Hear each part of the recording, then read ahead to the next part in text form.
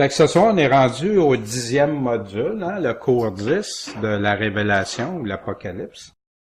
Et vous vous souvenez hein, du verset thème, Gaston en a parlé dans sa prière. Hein? Heureux celui qui lit et ceux qui entendent les paroles de cette prophétie et qui les gardent, qui gardent les choses qui y sont écrites, parce que le temps est proche. Et sur ce fondement, Seigneur, on croit en toi, puis on croit que tu nous as pas dit ça pour rien. Fait qu'on est encore dans l'Apocalypse 13, on va revoir certaines petites choses, puis ce soir, on devrait compléter le chapitre 13. Pourquoi deux cours sur le chapitre 13? C'est parce que c'est un chapitre majeur qui est au centre, dans le fond, de l'Apocalypse, mais qui donne une synthèse de l'homme de perdition, de l'Antéchrist. Et il y a beaucoup de choses sur l'Antéchrist. Vous vous souvenez, l'Apocalypse, Révélation, chapitre 13, verset 14. Et elle séduisait les habitants de la terre à cause des prodiges qui lui étaient donnés de faire devant la bête. Hein, de qui il parle du faux prophète, la deuxième bête, le faux prophète, qui commandait aux habitants de la terre de faire une image à la bête, puis qui avait reçu le coup mortel de l'épée, mais qui néanmoins était vivante. Elle a reçu un coup mortel, mais elle est encore en vie. Puis ça va avoir un effet majeur. Pour que ça réussisse à séduire la terre, faut que ça soit quelque chose qui sort de l'ordinaire dans un siècle où on est rendu que presque tout devient banal. Hein? Les sports extrêmes, c'est toujours de plus en plus parce qu'ils voient pas le bout. Les gens veulent aller à l'extrême de tout parce que c'est comme de plus en plus, sans ça devient. Hein? Et là, on dit que quand ça va arriver, la terre va être en admiration. Et on avait vu ça dans le dernier cours. Et il lui fut permis de donner une âme à l'image de la bête, une âme ou la vie, ou l'animation. Pourquoi? Afin que même l'image de la bête parle, et qu'elle fit que tous ceux qui n'auraient pas adoré l'image de la bête soient mis à mort. Fait que, dans le temps que Jean écrivait ça, puis aller il y a peut-être jusqu'à une dizaine d'années ou vingtaine d'années, c'est mystérieux ça, très mystérieux. Mais maintenant, est-ce qu'on peut faire quelque chose puis l'animer, puis faire comme si c'est quelque chose de vivant, je crois que oui, moi avec la technologie qu'on a aujourd'hui. Fait que donc, cette image-là va parler et va faire que tous ceux qui n'auraient pas adoré l'image de la bête soient mis à mort. En passant, en informatique, hein, ça existe des logiciels que tu parles puis ils te répondent, tu sais, ou tu vas dire le mot en français, il va te le répéter en anglais, il n'y a plus de limite. Ouais. La grande séduction, qu'est-ce qui va se produire? On va regarder en premier dans l'Apocalypse, dans la Révélation, avant d'aller voir les ailleurs où il en parle. Plus loin, on va voir ça quand on va être rendu au chapitre 19, mais la bête a été prise avec elle, puis avec elle le faux prophète, qui avait fait devant elle les prodiges, les miracles par lesquels il avait séduit ceux qui avaient la marque de la bête, voyez-vous, et qui avaient adoré son image, et ils furent tous les deux jetés vifs dans l'étang ardent de feu et de soufre. Puis en passant, quand on va être rendu, bien sûr, au chapitre 20, hein, on va voir que ça fait 1000 ans qu'ils sont là quand Satan va aller les rejoindre après, puis ils sont encore en vie dans l'étang, parce qu'il y en a qui annoncent que non, c'est temporaire. En tout cas, 2 Thessaloniciens, chapitre 2, verset 9, aussi la grande séduction. L'Antéchrist tourne beaucoup, vous allez voir, autour de la séduction. C'est un aspect majeur de l'Antéchrist, séduction. 2 Thessaloniciens chapitre 2 verset 9. Et quant à l'avènement du méchant, il est selon l'efficace de Satan. Fait que c'est, quand il va arriver, le méchant, cet homme de perdition-là, c'est selon la puissance de Satan. C'est Satan qui va lui donner sa puissance. En toute puissance, en prodige et en miracle de mensonges. Des miracles, il y en a plein encore aujourd'hui. Vous savez, dans les sciences occultes, il y en a qui font des miracles. C'est une preuve, Jésus même nous dit, non, il connaissait le cœur. Les miracles peuvent amener des gens à croire dans la foi, puis se repentir, puis vraiment. Mais quand c'est des miracles pour le tape à l'œil, c'est très risqué. Parce qu'à toutes les fois qu'on en voit dans la Bible pour le temps de la fin, c'est pour nous mettre en garde. Puis, en toute séduction, encore, ça revient d'iniquité dans ceux qui périssent. Pourquoi? Parce qu'ils n'ont pas reçu l'amour de la vérité pour être sauvés. L'amour de la vérité est un point majeur. Dieu cherche des adorateurs en esprit et en vérité. Jésus, ta parole est la vérité. Ils sont sanctifiés par ta vérité. On est sanctifié par ta parole, par ta vérité. Ta parole est la vérité. La grande séduction, on l'avait vu la dernière fois dans Apocalypse 13:3, et je vis une de ses têtes comme blessée à mort, mais sa plaie mortelle fut guérie. Puis toute la terre était dans l'admiration. Elle a après elle.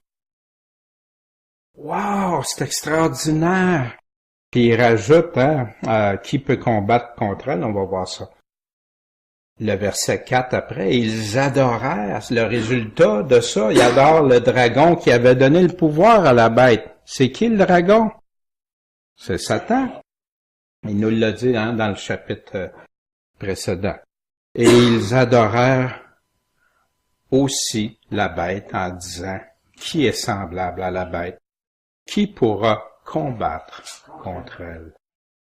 Wow, lui, c'est extra. Regarde, c'est trop, là. Le gars, il a été même blessé mortellement. Blessure mortelle, il est encore là. Il n'y a pas personne qui peut. Fait que plusieurs pensent que ça va être un genre comme une résurrection, comme une imitation de résurrection et ces choses-là. Ça, c'est juste une image d'un courriel que j'ai reçu aujourd'hui des touristes à Jérusalem qui sont en train de visiter le second temple. Vous savez que là, ils ont réussi à obtenir tous les fonds pour les plans d'architecture pour le troisième temple. Mais là, il manquait 100 quelques mille dollars. En tout cas, j'ai vu aujourd'hui c'était complet. Là, les plans sont en réalisation. Pourquoi qu'on parle de ça? C'est parce on sait aussi qu'il doit s'asseoir dans le temple, se proclamer Dieu, qu'on va voir bientôt. Puis, qu'est-ce qu'elle faisait, cette bête-là? Elle faisait que tous, petits, grands, riches, pauvres, libres, esclaves, je pense que ça comprend tout le monde, prennent quoi? Une marque. Ils apprennent une marque dans leurs mains ou dans leur front. Et qu'aucun ne pouvait acheter ni vendre, sauf s'il y avait la marque ou le nom de la bête ou le nombre de son nom. Fait qu'ici, il nous donne comme 3 possibilités, ici. Puis là, le verset suivant nous dit, ici est la sagesse, que celui qui a de l'intelligence. Puis le Seigneur nous met ces choses-là. Compte le nombre de la bête. Fait que ça veut dire que cette bête-là a un nombre, puis qu'il faut calculer, compter, parce que c'est un nombre d'hommes, et son nombre est 666. On dit souvent 6, 6, 6, mais c'est pas ça. Le grec dit 600, après il dit 60, puis après ça, il dit 6. Fait que c'est pas 3, c'est 660, puis 6. Fait que c'est pas 666. Ça a fait couler beaucoup d'encre, ça a fait plein de choses. Je me souviens, moi, ma première prédication dans les années 80, c'était sur ça que je l'avais fait. Et j'avais fait des études et tout ça, des recherches.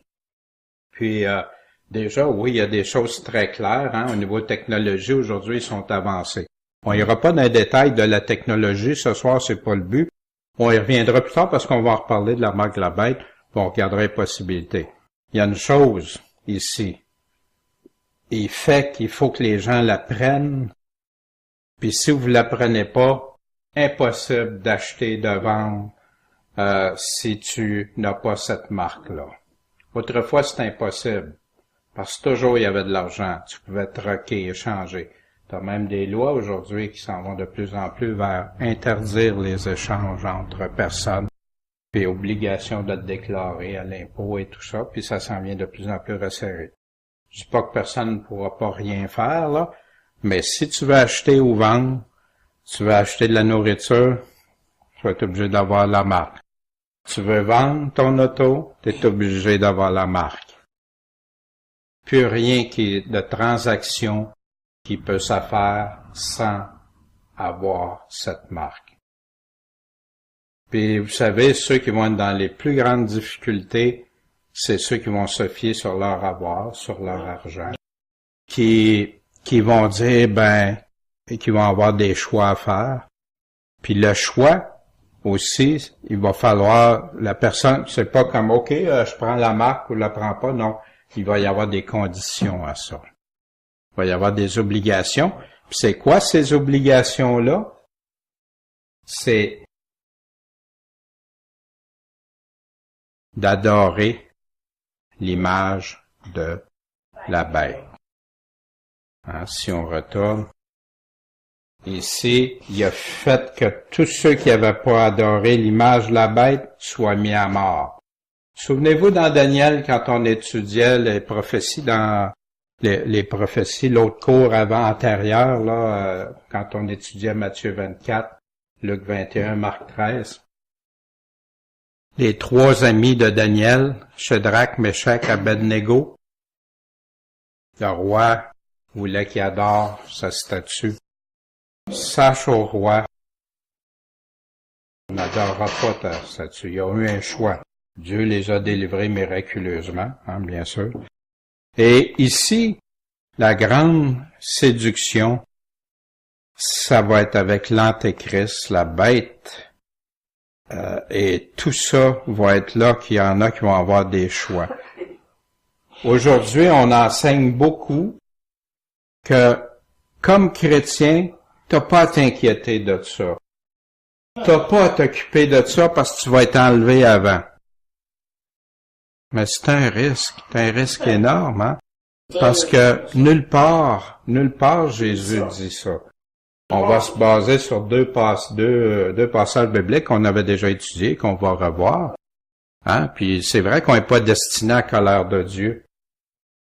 Mais quand on n'est pas destiné à la colère de Dieu, la grande tribulation, elle vient-tu de qui elle vient? La Bible nous le dit clairement, on va le voir, on va le revoir.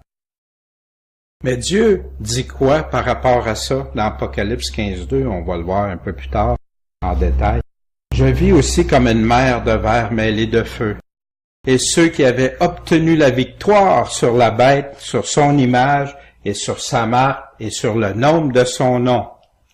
Fait qu'il y en a-tu qui vont être victorieux? Ben oui. Veillez, priez. Ils vont être victorieux. Puis, ayant sur la mer qui était comme de verre, ayant des harpes de Dieu. Avec la victoire, oui, il va y avoir des victorieux de ça. Dans Apocalypse 24, et je vis des trônes sur lesquels des gens s'assirent, et l'autorité de juger leur fut donnée. Et je vis les âmes de ceux qui avaient été décapités pour le témoignage de Jésus, Fait qu'ils ont été tués pour Jésus et pour la parole de Dieu. Ils ont pris position clairement. Nous autres, c'est la parole qui tranche. Dieu dit ça, c'est ça. Comme Shadrach, Abednego, Meshach, ils ont pris ce choix-là. Ils n'avaient pas adoré ils n'ont pas adoré la bête ni son image, puis qu'ils n'avaient pas pris sa marque en leur front ou en leur main, lequel devait vivre et régner avec Christ pendant 1000 ans. En passant, voyez-vous, pour que le millénium passe, c'est sûr qu'il faut que ces personnes-là soient là, parce qu'ils vont faire partie avec les autres pour juger. Ça, c'est juste avant le millénium. Mais savez-vous, quand on continue les versets suivants, il dit, c'est là la première résurrection. Puis si on réfléchit comme il faut, si c'est là la première résurrection, puis que ces personnes-là, il faut qu'ils soient là, qu'ils aient refusé la marque de la bête, de pas l'adorer, de pas avoir pris la marque, puis que c'est eux autres qui font partie de la première résurrection, ça veut dire quoi? Ça veut dire que la première résurrection peut pas avoir eu lieu avant. Et si la première résurrection, Paul nous parle dans 1 Corinthiens 15, de la résurrection, la première résurrection, ça veut dire quoi? Il peut pas en avoir un autre avant. Il nous dit quand ça va arriver à l'avènement de notre Seigneur Jésus-Christ. C'est là que Paul nous dit au verset 23 de 1 Corinthiens 15, à l'avènement. Puis si vous allez voir dans 1 Thessaloniciens 4, 17, 18, puis vous continuez, vous lisez le chapitre 5, qui n'était pas séparé, ça c'était une lettre complète, continue, sans. Il dit quoi? C'est à l'avènement du Seigneur que ça va se passer. Toujours à l'avènement. Fait que c'est des choses à regarder attentivement. Ne pas croire nécessairement tout ce qu'on dit, mais d'aller écouter Jésus. Puis c'est difficile parce que quand t'as reçu des enseignements, je parle pour ma part, j'avais reçu des enseignements, puis j'ai été dans confusion longtemps. Mais c'est parce que j'écoutais ce que Jésus disait, mais je le mêlais avec des enseignements qu'on me donnait, puis j'étais confus. Puis là, à un moment donné, je suis parti sur un bar, puis après, je me suis rendu compte, coudonc, ça contredit les paroles mêmes de Jésus. Jésus peut pas s'être trompé. Jésus mentira sûrement pas, puis jamais. Fait que je préfère m'attendre à ce que Jésus dit. Des comparaisons pour l'Antéchrist, très rapidement, je vais le laisser, surtout pour ceux qui vont regarder DVD, puis ils peuvent le mettre sur pause, puis s'ils veulent aller vérifier, vous l'avez déjà reçu, ça, dans les cours antérieurs. C'était juste, qu'est-ce qu'il y avait en commun entre Daniel puis la Révélation, les passages qui parlent exactement la même chose, le corne, bête, la guerre avec les saints, des précisions, des détails, le combien de temps ça va durer, 42 mois ou un temps, des temps, un demi-temps, ou 3 ans et demi, 1260 jours, c'est le même total. Les blasphèmes contre Dieu, les 10 cornes et les têtes, la puissance sur la terre que la bête va avoir, puis que ça, c'est vraiment jusqu'à la fin retour de Christ. Ça fait qu'il y en a dans ça, des fois, quand dans Daniel, il y en a qui ont tenté d'appliquer ça à différents personnages dans l'histoire. Sauf que ces personnages-là, ils étaient avant que Jésus a dit de se référer à Daniel, puis quand il parle de ça, ça se réfère à la fin des temps, toutes dans la même génération à la fin des temps. Fait que ça aussi, ça m'avait mis beaucoup de confusion. Et oui, il y a des choses qui se sont passées. Puis il y a des chrétiens qui voulaient tellement démontrer que la parole, les prophéties étaient réalisées, qu'ils n'ont pas remarqué qu'il y a des versets très clairs qui disent que ça arrive à la fin, on va en voir tantôt. Puis ça va jusqu'à le retour de Christ. L'ennemi de Christ qui va causer l'abomination, la désolation.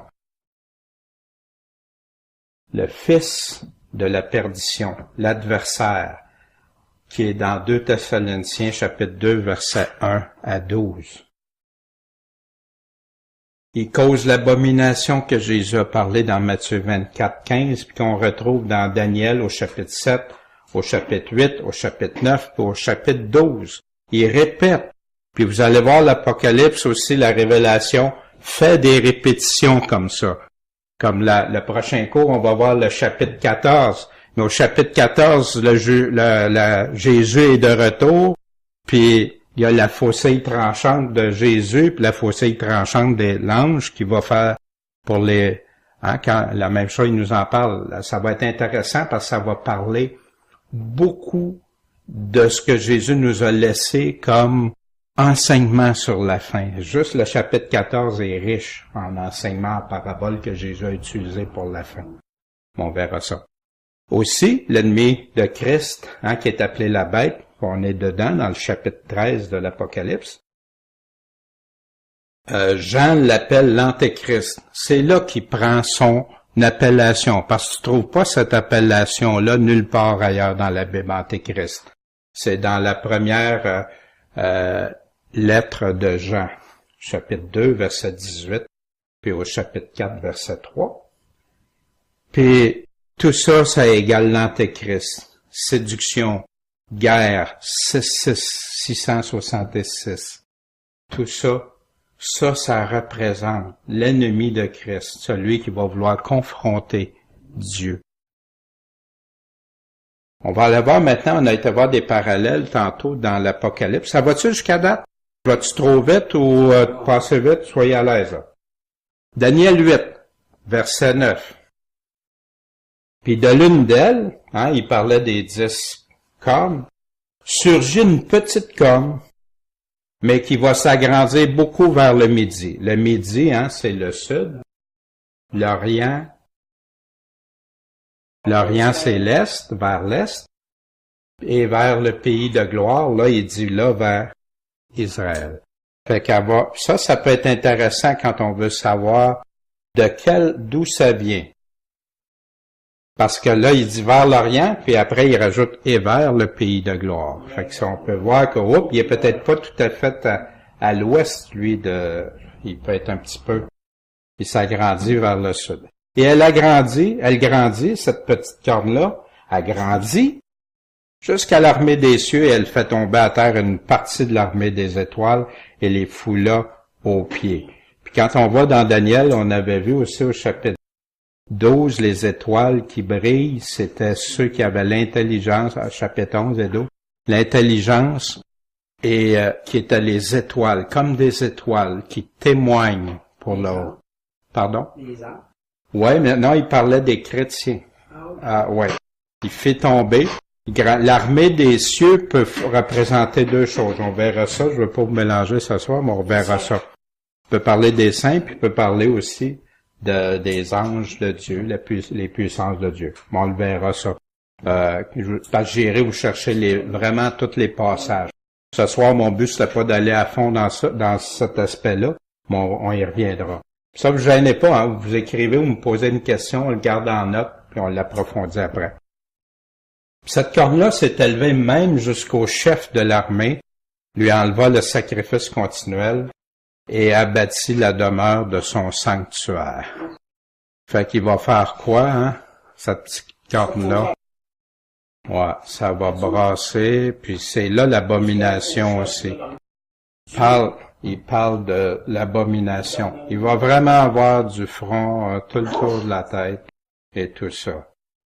Daniel 8, et l'armée fut livrée avec le sacrifice continuel à cause du péché. Fait que voyez-vous, ça pourrait-tu être les anges qui sont livrés avec le sacrifice continuel? C'est pour ça tantôt je vous disais, ça serait pas les anges de Dieu qui pourraient être livrés avec ça. Et continuez, à cause du péché. Et la corne a jeté la vérité par terre. Et elle agit, puis elle prospéra. Mais dans le chapitre 13, c'est ce qu'on voit. Elle séduit, elle jette la vérité par terre. Elle séduit ceux qui n'ont pas l'amour de la vérité. Voyez-vous, là? Et elle grandit, elle séduit tellement toute la terre. Ça va jusqu'à toute la terre. Et j'entendis parler un saint à un autre saint. Fait que Daniel, il entend une conversation entre deux. Puis, il dit à celui qui parlait, ben, jusqu'à quand la vision du sacrifice continuel, puis du péché, l'abomination qui cause la désolation, c'est ce que Jésus parlait, l'abomination qui cause la désolation, qui livre le sanctuaire et l'armée pour être foulés aux pieds? Il pose cette question-là, ça va durer combien de temps? Puis c'est là qu'il répond, jusqu'à 2300 soirs et matins. Ça, on l'avait vu, ça, mais il y avait différentes interprétations. Je l'avais fait 2300 soirs et matins. Il y en a qui prennent 2300 jours, puis ils divisent. Puis là, ils disent, ouais, mais ça fonctionne pas avec d'autres choses.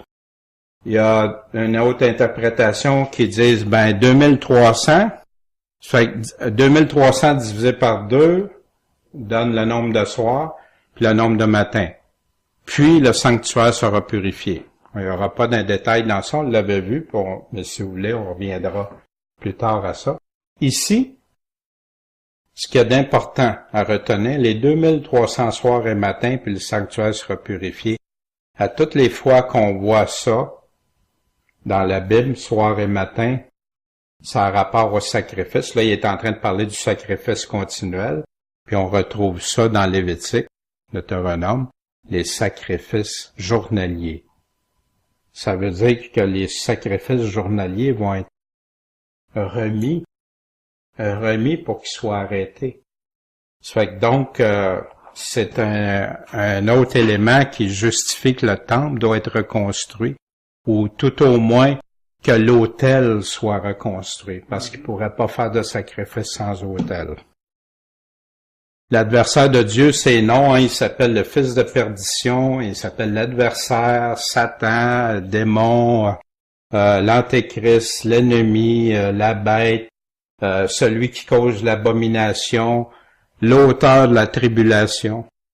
En passant, souvent, on dit Dieu, tu sais, mais la grande tribulation, c'est qui va être l'auteur?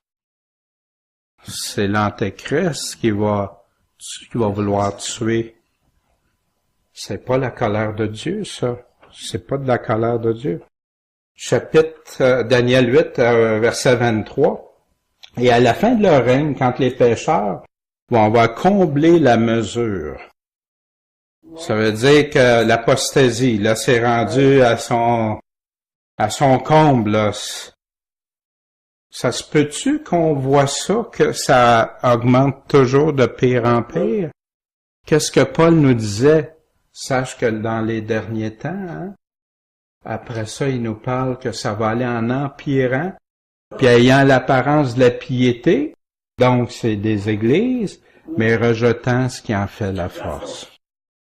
Quand ça va être rendu à l'apostasie, il va s'élever un roi au visage audacieux, puis entendu dans l'artifice. Ça veut dire qu'il comprend bien comment manipuler, comment faire semblant, une grande apparence de.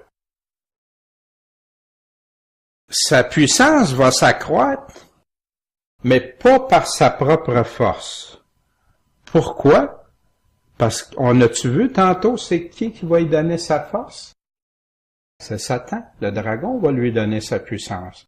Il va faire des ravages extraordinaires. Extraordinaires, pas dans le sens que, wow, non.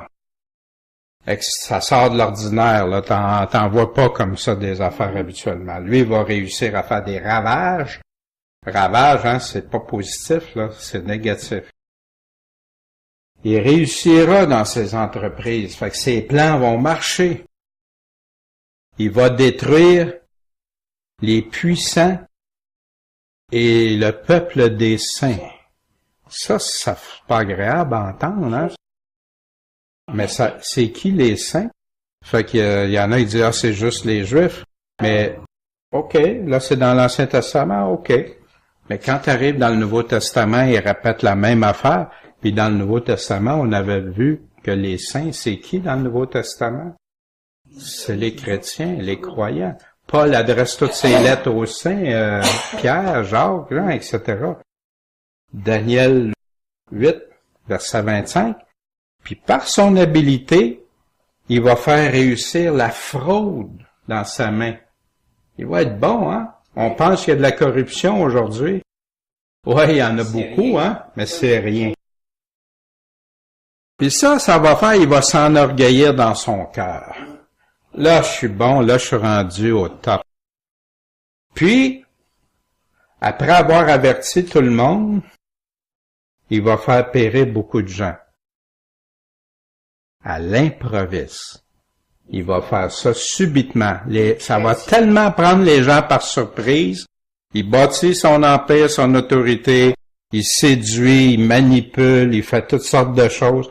Puis là, quand il est rendu solide, en tout cas à ses yeux, hein, là, il va en faire périr beaucoup. Puis qui on a vu qui était pour faire périr? Des puissants, des puissances dans le monde, puis le peuple des saints. Puis il va faire encore plus loin, il va s'élever contre qui? Le prince des princes. Christ, le roi des rois. Mais il va être brisé sans le secours d'aucune main. Dans Daniel 7, il en parle, ça. Hein, la pierre qui va venir puis qui va le détruire, le pulvériser. Fait que là, il revient puis il confirme. Est-ce que la vision des soirs et matins qui a été dite est véritable? Elle est vraie, Daniel. Fait qu'il y en a qui mettaient ça en doute parce qu'ils comprenaient pas ce que ça voulait dire. Mais elle est vraie, là. Fait que c'est pas pour rien qu'il prend la peine de répéter ça. C'est parce que ça a son importance. Mais toi, scelle la vision. Pourquoi? Parce qu'elle se rapporte à un temps éloigné. Fait que ça vient de briser toutes les interprétations qui ont parti, qui disaient 2300 soirs et matins, c'est 2300 années. Puis qui disaient que ça partait. Sans ça, si on garde ce raisonnement-là, que 2300 ans, à partir de là, mais lui, il dit c'est au temps éloigné. Fait que ça peut-tu partir du temps de Daniel? Impossible. Ça part un temps éloigné. Fait que si 2300 ans est un temps éloigné, faudrait qu'il trouve une date qui donnerait 2300 ans pour que ça soit concrétisé en même temps que l'Antéchrist, et en même temps que l'Antéchrist va être brisé sans le secours d'aucune main. Voyez-vous? Fait que 2300 ans à partir de Daniel, ou même mais ça à partir de Jésus-Christ, ça marche même pas. Ça marche avec rien d'autre. Mais si tu gardes 2300 soir et matin, qui répètent, puis il y a des Bibles qui ont même été, ils ont enlevé soir et matin puis ont mis des jours. Il y a même une Bible qui a le front de mettre des années prophétiques dans le texte. C'est ça qui est écrit. Terrible, terrible. Daniel 9, puis après les 62 semaines, vous vous souvenez, on avait étudié les 70 semaines, qu'est-ce que ça voulait dire à partir. Puis là, il dit ici, là on parle après ces 62 semaines, le Christ loin sera retranché. Mais non pas pour lui-même. Puis, après ça, le peuple d'un conducteur qui viendra détruira la ville et le sanctuaire. Et la fin en sera avec débordement et les désolations sont déterminées jusqu'à la fin de la guerre. Fait que ça va brasser. Puis, encore là, désolation, ville détruite, le sanctuaire. Fait qu'il y en a beaucoup qui disent, ben, c'est en l'an 70. Sauf que, il y a un petit problème parce que le verset 27 nous dit quoi? Et il confirmera l'alliance à plusieurs pour une semaine. En passant, remarquez, il va confirmer l'alliance avec qui? C'est écrit avec Israël? C'est-tu écrit à Israël? Beaucoup ont tombé dans ce piège-là. Beaucoup. Ah, peut-être je peux déduire que ça sera plusieurs à Israël ou... Mais c'est pas écrit seulement ça. Voyez-vous? Il va faire une alliance avec plusieurs. Il va faire une entente avec plusieurs. Pour une semaine. Une semaine, en passant, le mot original, c'est heptad, qui veut dire une période de 7. Fait que, puis quand on sait, nous autres, la même chose, la même période de 7, quand le roi était parti, puis vous vous souvenez, on avait vu ça, les ongles, ils poussaient pendant 7 années, là, puis tout ça. C'est les mêmes choses. Fait que c'est des années. Fait que la semaine représente 7 périodes, 7 années. Comme un temps, des temps, hein, elle représente une année, un temps représente une année aussi, tout ça. Puis là, il va faire cesser le sacrifice et l'oblation. Puis, par le moyen des ailes abominables, ils vont causer l'abomination, la désolation. Les ailes abominables, ouais. Il y a d'autres versions qui donnent des choses, mais il y a quelque chose d'abominable qui va se produire, qui va causer la désolation, même jusqu'à une consomption déterminée, jusqu'au temps donné, jusqu'au temps qu'il faut que ça soit réalisé, accompli.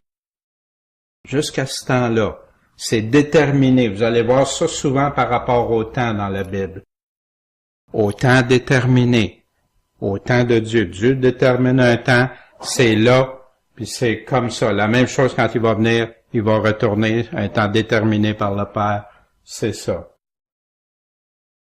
Juste la désolation fondera sur le désolé. On venait de lire dans le chapitre 8 qu'est-ce qui va arriver, il va être détruit sans le secours d'aucune main. Si on regarde dans d'autres passages, il va dans le 2 Thessaloniciens jusqu'à temps, son temps donné, jusqu'à temps que Christ va revenir pour le détruire. Jésus dit, donc quand vous verrez dans le lieu saint l'abomination de la désolation, puis là il nous dit même c'est qui en a parlé. C'est qui? C'est Daniel. Puis il en parle dans le chapitre 7, dans le chapitre 8 de l'abomination de la désolation, dans le chapitre 9, dans le chapitre 11, puis dans le chapitre 12. Et là, c'est rajouté que celui qui le lit fasse attention. Ben ouais, c'est ce qu'on a fait depuis tantôt. On a fait attention à certains mots, certaines choses des fois qu'on prend pour acquis. Vous savez, quand on se fait... quand on part sur des prémices, quand on part avec une perception, un enseignement, une orientation, puis c'est pour ça, quand je pose des questions, des fois, là vous répondez, des fois c'est en plein ça, c'est « Amen ». Mais des fois, j'entends des réponses, quoi? Que je sais d'où ça vient, parce que je les ai écrits moi aussi. Je pensais ça parce qu'on m'avait enseigné ça. Puis là, quand tu regardes avec tes lunettes, ben, c'est pas ça qui est écrit. Fait que ça, c'est une déduction. C'est une déduction humaine qu'on rajoute des mots au texte. Mais on vient qu'on ne le voit plus. C'est ça qui se passe. Puis je suis pas en train de dénigrer personne, au contraire, je vous le dis, moi aussi, tu sais, j'ai pas la science infuse puis tout ça, mais il y a une chose, j'aime la vérité. Puis j'aime quand c'est écrit ça, d'avoir pleinement confiance en ce que Dieu dit, au-delà de tout enseignement, au-delà de mon raisonnement, au-delà de mon opinion, au-delà de tout. C'est pour ça qu'on est ici ensemble pour voir qu'est-ce qu'il nous dit. Puis si je dis des choses, tu dis, ben là, je suis pas d'accord avec ça, c'est correct. Mais, de grâce, amenez-moi, regarde le verset, il dit ça, ou le passage dit ça, ou ailleurs, il dit ça. Puis on le regarde, puis vous allez voir, je suis tout à fait ouvert, parce que ma seule motivation, c'est de connaître qu'est-ce que Dieu dit vraiment. Il veut qu'on le sache. Il nous cache pas ça. Il veut qu'on le sache. Il veut qu'on trouve, chercher, puis demander, frapper, puis Puis c'est ce qu'on doit faire avec sa parole. Mais soyons attentifs à ses mots à lui. Vous savez, des fois, il y en a qui disent « Seigneur, Seigneur », mais le Seigneur dit quelque chose, mais ils suivent pas. C'est pas le Seigneur, là, parce que le Seigneur, c'est ça. Il n'y a pas de noir, il y a pas de zone grise, il dit c'est ça, c'est ça. Des gens choisissent des fois des zones grises. Fait qu'ici, que celui qui le lit fasse attention. C'est comme quand Jésus nous dit en vérité, je vous le dis. Il est-tu obligé de nous dire en vérité, en vérité? Il veut qu'on porte une attention. Que celui qui a des oreilles, écoute. Parce que si t'écoutes pas, quand tu vas arriver devant lui, tu vas-tu avoir des excuses? Ouais, mais moi, je pensais que c'était ça, ou mon pasteur me disait ça, ou un tel autre, j'ai lu un livre chrétien, puis il affirmait que c'était ça. Ça se peut qu'il ait raison. Mais va voir, va valider avec l'auteur même. Puis là, il dit, quand ça va arriver dans le lieu saint, l'abomination de la désolation que Daniel parlait, alors, il va y avoir quoi? Une grande affliction, la grande tribulation. Tribulation, ça vient tribulum, hein, du mot latin, puis affliction, ça vient des textes grecs. Tel qu'il n'y en aura pas eu depuis le commencement du monde jusqu'à présent, puis qu'il n'y en aura jamais après celle-là comme ça. Avez-vous vu ça, des grandes afflictions dans le monde? L'Holocauste dans les années 1940, c'était-tu une grande affliction, ça? Pour le peuple juif, puis pas juste le peuple juif, il y en a d'autres aussi qui ont été massacrés dans ça, des millions. Au travers des siècles, les frères, les sœurs chrétiennes, et tout ça. Puis là, il dit, comme jamais. Ça va être terrible. Satan sait qu'il y a peu de temps. Il descend avec une rage, avec une colère. Il veut éliminer tout ce qui représente Dieu. Chrétien, Bible, Israël, tout doit y passer. Puis s'il est capable de les amener, d'aller les séduire puis de les amener avec lui à la place, il est fier de ça. Il est bien content. Il s'en va en perdition pareil après. Mais en plus, ça n'a ébranlé d'autres dans leur foi et tout ça. Il n'y en aura jamais comme ça, Jésus nous dit. La 70e semaine, hein, qu'on regardait on disait une alliance avec plusieurs pendant 7 ans. Puis c'est quand il nous dit à la moitié de l'entente, à la moitié de l'alliance, c'est là que l'abomination se crée. Fait que, quand est-ce que la grande tribulation commence? À la moitié de la semaine, pas avant. J'ai entendu ça souvent, la grande tribulation va durer 7 ans. C'est pas ça qui est écrit, j'ai pas trouvé ça nulle part. Ça a toujours été un temps, des temps, un demi-temps. 1260 jours, 42 mois. Le dernier 3 ans et demi, c'est là la grande tribulation. Puis Jésus continue que si ces jours-là n'avaient pas été abrégés, aucune chair n'aurait échappé. Mais à cause des élus, ils vont être abrégés. Parce que Dieu veut. En passant, vous vous souvenez, hein? Ouais. Puis qu'est-ce qu'il dit, Jésus? Trouverai-je la foi quand je vais revenir? Beaucoup d'appelés, peu d'élus, petit troupeau. Aujourd'hui, on essaie de nous faire croire des grands réveils puis des grandes choses. Mais c'est pas ça quand je lis attentivement. J'ai pas trouvé encore. Si c'est ça, tant mieux. Je serai le plus heureux. Mais la Bible s'en va vers de moins en moins de personnes qui veulent. Mais je sais que quand les tribulations vont commencer, il y en a qui vont faire un choix pour Christ. Il y en a peut-être même qui étaient branlants, qui vont prendre position pour Christ. C'est ce que je souhaite. Je souhaite ça, qu'ils soient des vierges sages et non pas des vierges folles. Puis là, il dit, quand ça va commencer, ça, là, si quelqu'un vous dit, le Christ est ici ou il est là, ne le croyez pas. Pourquoi qu'il met ça après la tribulation qui est commencée? Alors là, quand la grande tribulation commence, 2 Thessaloniciens nous dit exactement ça.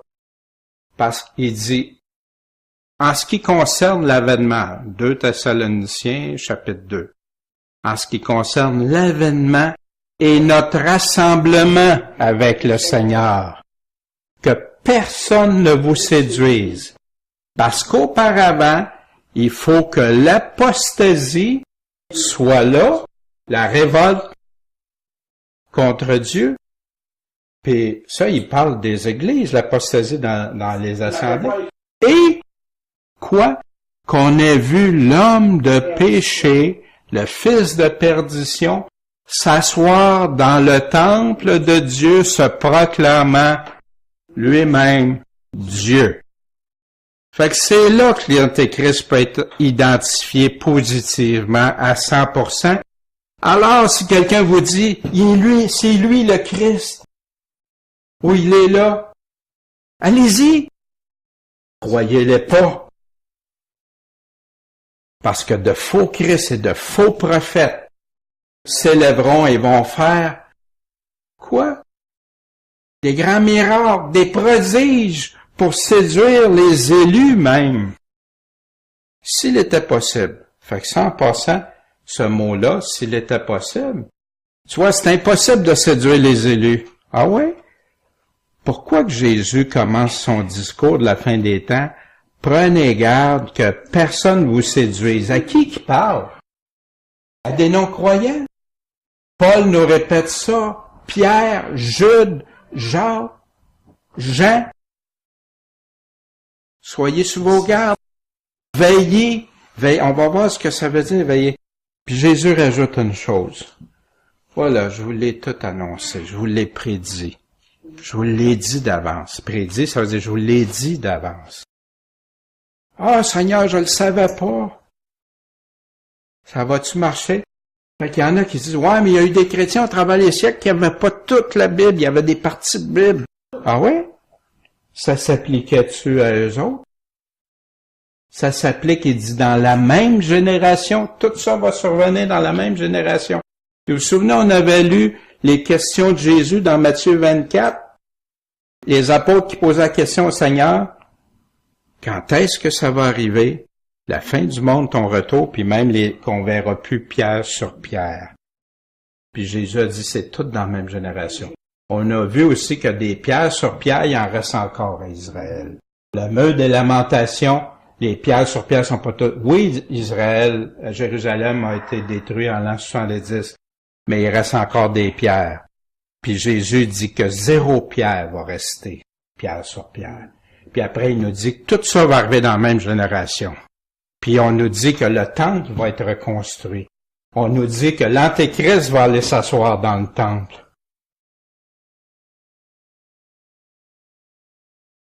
Les chrétiens séduits. Jésus répondant leur dit, prenez garde que personne vous séduise. Ben voyons, Seigneur, pas besoin. C'est impossible que les chrétiens soient séduits, pas besoin. Pourquoi Jésus nous dirait ça? De prendre garde. Parce que plusieurs vont venir en mon nom. Ouais, je suis le Christ.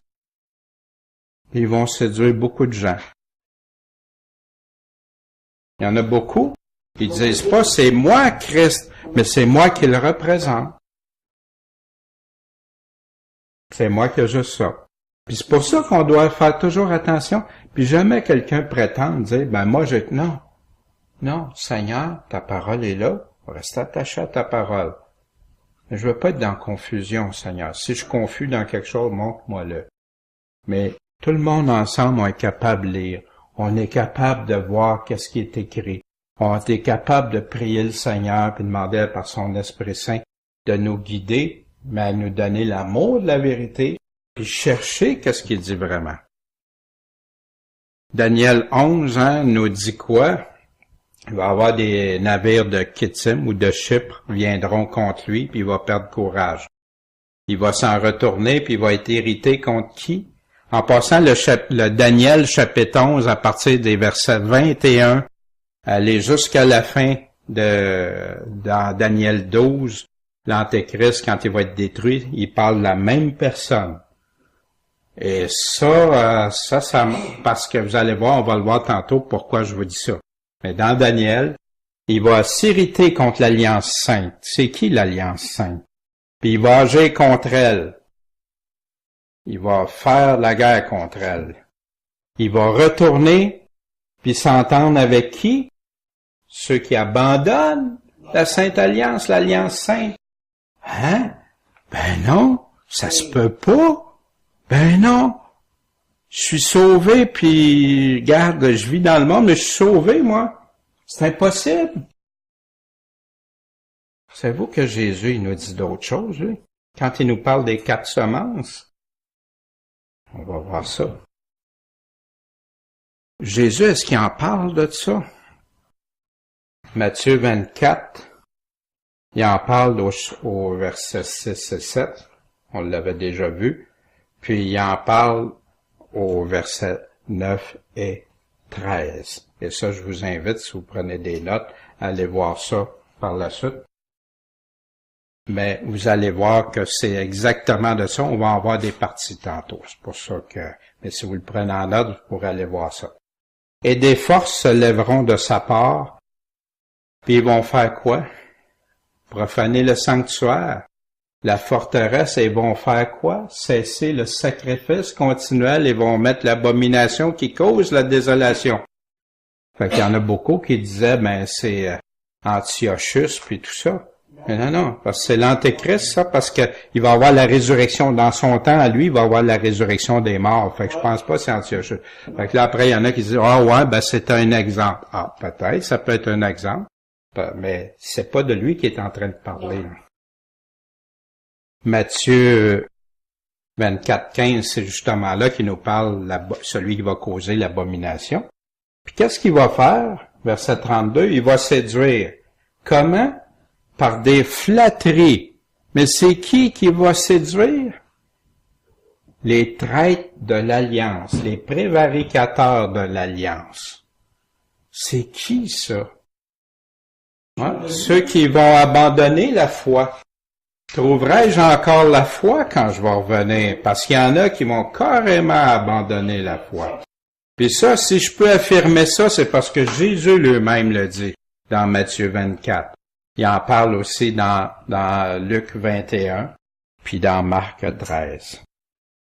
Mais qu'est-ce qui va arriver? Le peuple de ceux qui connaissent leur Dieu va prendre courage, puis ils vont faire quoi? Ils vont baisser les bras? Non, ils vont agir, ils vont évangéliser, ils vont rester fidèles au Seigneur jusqu'à la mort que la Bible nous dit. On va voir ça plus tard dans l'Apocalypse 14 et le suivant. Matthieu 24, 9 à 13, il parle de ça. Vous allez être trahis par vos frères, vos membres de votre famille, par d'autres personnes. Et ceux du peuple qui seront intelligents en instruiront plusieurs. Fait que quand les saints vont agir, qu'est-ce qu'ils vont faire? Ils vont en instruire plusieurs. Ça peut-tu être des Juifs ou des Juifs surtout non régénérés? Ça donnerait quoi instruire? Instruire sans instruire la parole de Jésus-Christ, sans instruire Jésus-Christ? Impossible, il y en a qui appliquent ça juste aux Juifs, mais il faut qu'ils soient convertis.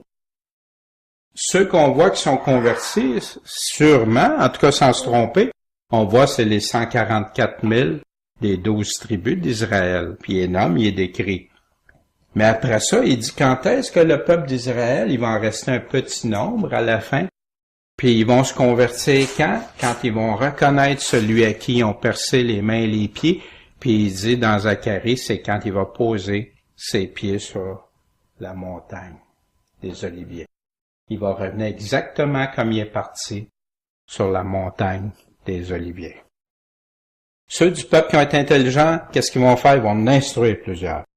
Mais il va y en avoir certains qui vont tomber par l'épée, par la flamme, par l'emprisonnement, par le vol, le pillage pendant un certain temps.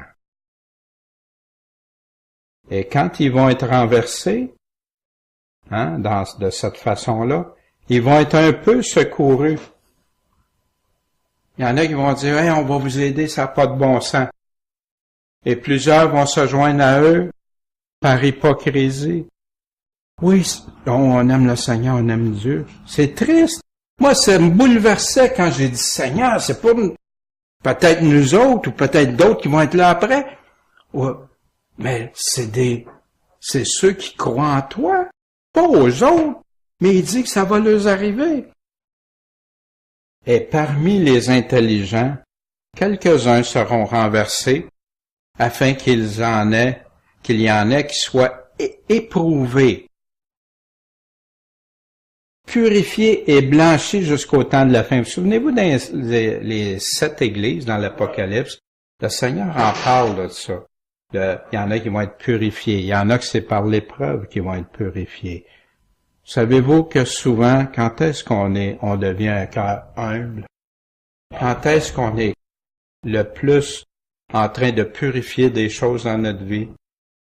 Quand ça va mal, quand on est dans l'épreuve. Là, on a un cœur ouvert, un cœur humble, un cœur.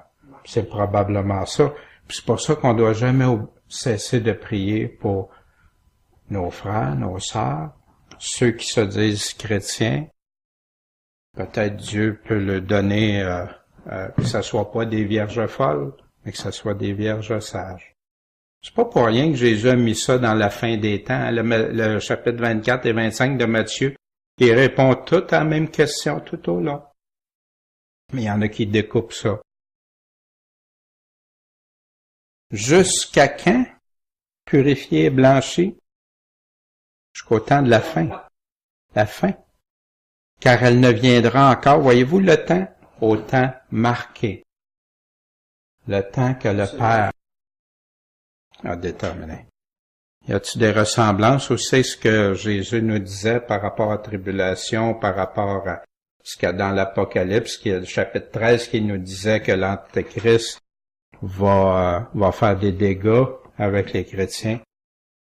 Mais tout cela ne sera que le commencement des douleurs. Il venait de parler des tremblements de terre, des guerres, puis tout ça. Ça, c'est le commencement. Alors, ils vont vous livrer pour être tourmentés. Ils vont en faire mourir. Vous allez être haïs de toutes les nations à cause de mon nom. Fait qu'il y en a qui disent c'est juste Israël. Mais Israël, c'est pas ceux qui lisent pas le Nouveau Testament à qui parlent. Ils parlent à des gens qui sont chrétiens, qui connaissent. Alors aussi, plusieurs se scandaliseront et vont faire quoi? Se trahir les uns les autres et se haïr les uns les autres. Ça marche-tu avec ce qu'on vient de voir dans Daniel? Ça se ressemble-tu, ça, ces paroles-là? Scandaliser, qu'est-ce que ça veut dire? On va voir des exemples.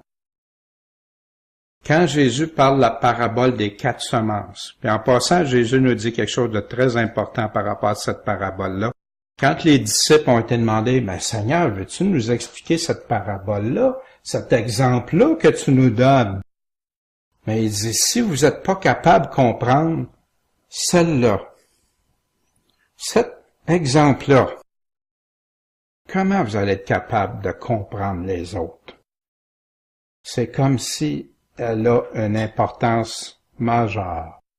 C'est important. Et là, heureusement, Jésus expliquait toujours aux disciples, puis heureusement, les disciples, les apôtres ont pensé à nous l'écrire pour qu'on sache, pour pas qu'il y ait de confusion possible. Mais il y en a, ils n'ont pas de racine en eux-mêmes. Ils ont accepté, oui, bravo, ils ont entendu la parole, wow, mais il ne dure qu'un moment. De sorte que l'affliction ou la persécution survenant pour la parole, ils sont aussitôt scandalisés. On va aller voir le mot scandalisé. Jésus nous dit, je vous ai dit ces choses. On va aller voir c'est quoi qu'il a dit. Afin que vous ne soyez pas scandalisés. Fait que Jésus, il veut-tu nous dire, il veut-tu qu'on écoute ce qu'il nous dit? Il parle à qui? À des croyants. Il veut pas qu'on soit scandalisé, c'est une occasion de chute pour nous autres. Souvenez les disciples quand ils ont dit ces paroles-là sont trop dures. Il avait été envoyé par Jésus, il a fait des miracles, il avait prêché l'évangile de Jean-Baptiste et tout ça à ce moment-là. Puis ils sont revenus, puis là après Jésus leur a dit, ça c'est mon corps, hein, mon sang, celui qui mange ma chair. Là ils ont été, c'est ben trop dur les paroles de Jésus. Ils ont été scandalisés, ils l'ont laissé tomber, ils l'ont abandonné. Fait qu'il y en a qui disent, ouais, mais Jésus est fidèle. Et les textes nous le disent clairement, il est fidèle, lui il reste fidèle. Si nous autres, on décide, là, pas sûr, hein? De quoi avait-il parlé? Juste avant. Pourquoi qu'il a dit ça, vous avez scandalisé? Il avait commencé au chapitre 15. Je suis le vrai cep. Mon père est le vigneron. Il retranche tout le sarment qui porte pas de fruits en moi.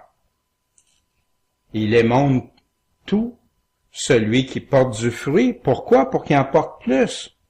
Celui qui en porte pas, il l'enlève. Celui qui porte du fruit, il en fait porter de plus en plus.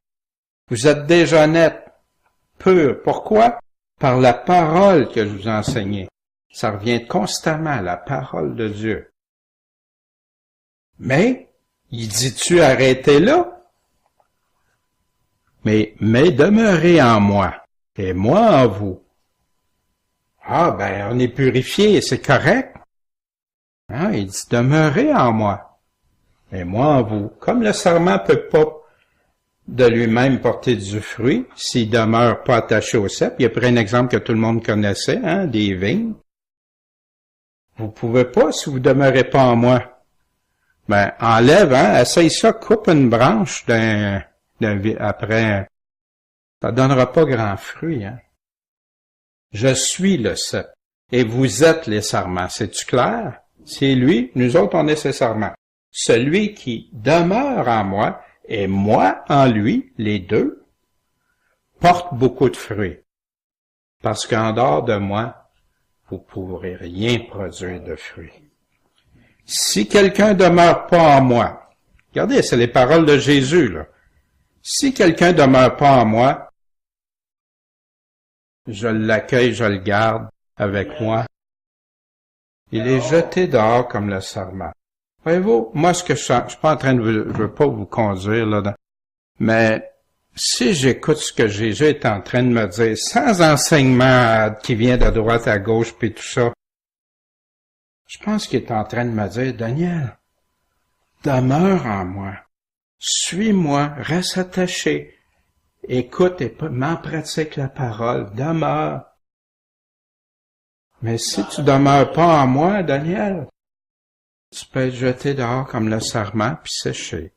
Puis on l'amasse, on le met au feu, puis il brûle. Ah, ben ça va être juste mes œuvres. Ouais.